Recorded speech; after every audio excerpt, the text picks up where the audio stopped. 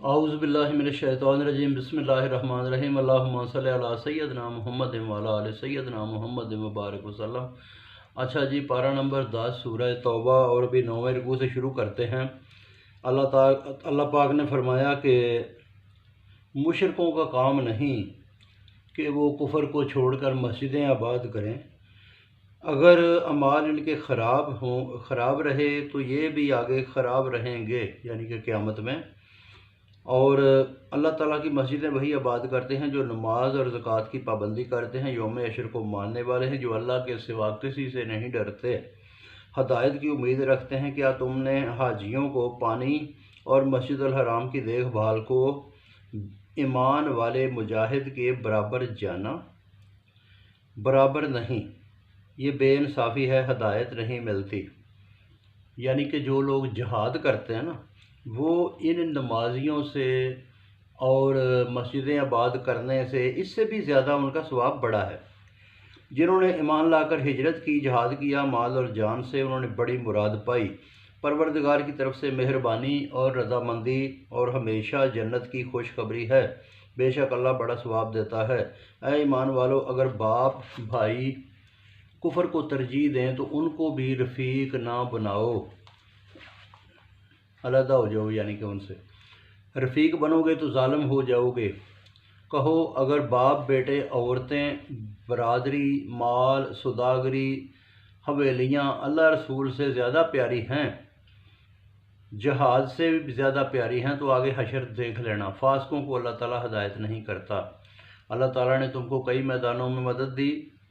حنین کے غزوہ حنین میں مدد دی، جب تم تعداد پر اترائے، پھر وہ تعداد کام نہ آئی، زمین تنگ ہوئی، تم نے پیٹھ دکھائی، پھر اللہ نے اہل ایمان اور اپنے رسول پر تسکین اور نہ نظر آنے والا لشکر اتارا اور کافروں کو عذاب دیا، سزا دی منکروں کو۔ یہی سزا اللہ دیتا ہے، جس کو چاہے توبہ کی توفیق دے، وہ بخشتا ہے، مہربان ہے۔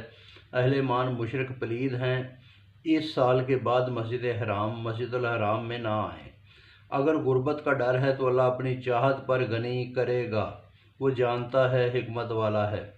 یہ اصل میں لوگ جو آتے تھے تو وہ کاروبار کرتے تھے، تو اللہ تعالیٰ نے کہا کہ جب فتح مکہ کے بعد کہ اب جو ہے نا، ان کو ادھر سے روک دیں، یہ مشرکوں کو اور یہ جو ہے نا کافروں کو، ان کو داخلہ منع کریں، صرف ایمان والوں کو کہیں کہ وہ حرم میں داخل ہوں۔ تو کاروبار اگر خراب ہوتا ہے تو کوئی نہیں، اللہ غنی کر دے گا۔ ٹھیک ہے جی، جہاد کرو ان سے جو اللہ اور آخرت پر ایمان نہیں رکھتے اور اللہ تعالیٰ کے حرام بتائے کو حرام نہیں جانتے اور سچا دین قبول نہیں کرتے۔ جو اہل کتاب ہیں جب تک جزیہ دیں اور کمزور ہوں،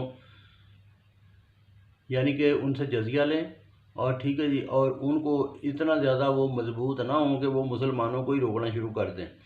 یہود نے زبیر، نصارہ نے مسیح کو خدا کا بیٹا بتایا، اگلے کافروں کی ریس کی طرح، اگلے کافروں کی طرح۔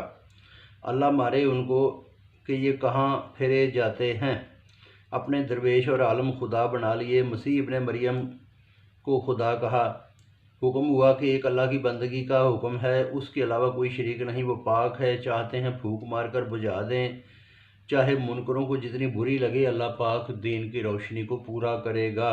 اسی نے رسول کو سچا دین دے کر بھیجا کہ باقی دینوں سے بہتر بتائے، غالب کرے، گرچہ مشرکوں کو برا لگے۔